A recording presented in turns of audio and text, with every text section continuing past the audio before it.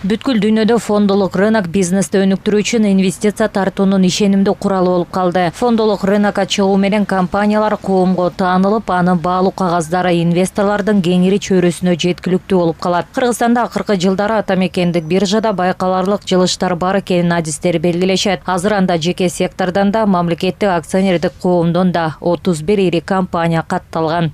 Негизинен эле Кыргызстанга ири инвесторлордун келишин жана ошолорго эл аралык стандарттагы инфраструктура түзүп бергенге эми кабинет министр менен президенттин администрациясы менен биргеликте иштеп, биздин фондолук рынокты өнүктүрүүгө мына эми жаңы дем, жаңы импульс болду.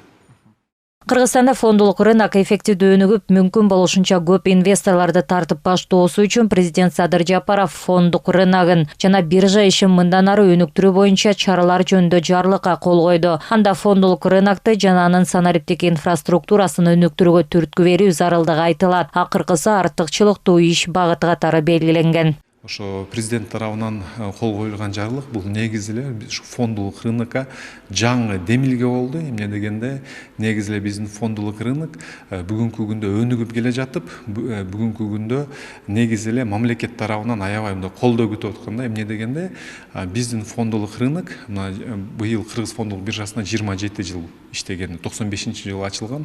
Ошондон бери бул рынокто негизи эле кандай десем, бул рынок бул экономиканын драйвери боло албай тилекке каршы, бирок өзүнүн ордун каржы рынокто таап, андан ары өз ишин алып барып жүргөн.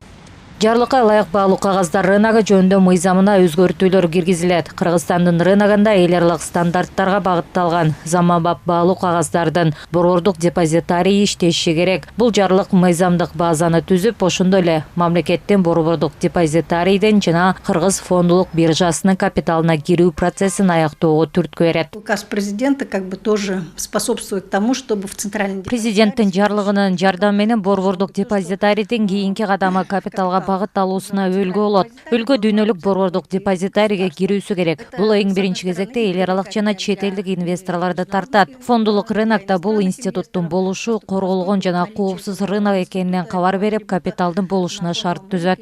Президенттин жаңы жарлыгына адистер өз баасын беришүүдө. Каржы компаниясынын директору Мээрим Аскарбекованын айтымында учурда өлкөдө инвестициялык маданият начар өнүккөн. Ошол себептен инвестицияларды тартуунун фондолук биржа сыяктуу ыкмасы бар экенин калктын көбү биле бербейт. Ошондуктан ишкерлер каржыны тартуунун эски ыкмаларын, мисалы насыя алууну колдоно беришет. Бул жарлык калк арасында фондолук рыноктун жагымдуулугун жогорулатууга тийиш. Как раз таки во всем мире, если мы хотим равняться. Биз дүйнө жүзүнө теңелгибиз келет. Бардык ири каражаттар өлкө экономикасына чоң компаниялардын инвестициясы аркылуу түшөт.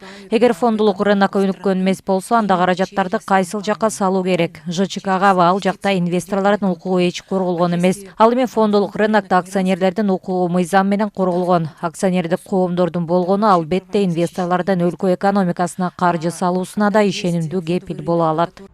Белгилеп этсек, президент жарлыкты ишке ашыруунун алкагында министрлер кабинетине банктык эмес финансы рыногун өнүктүрүү стратегиясын жаңылоону, өлкөнүн Кыргыз фондолук биржасы жана борбордук депозитарий капиталына кирүү процессин аяктоо жана башка бир катар актуалдуу тапшырмалар коюлду.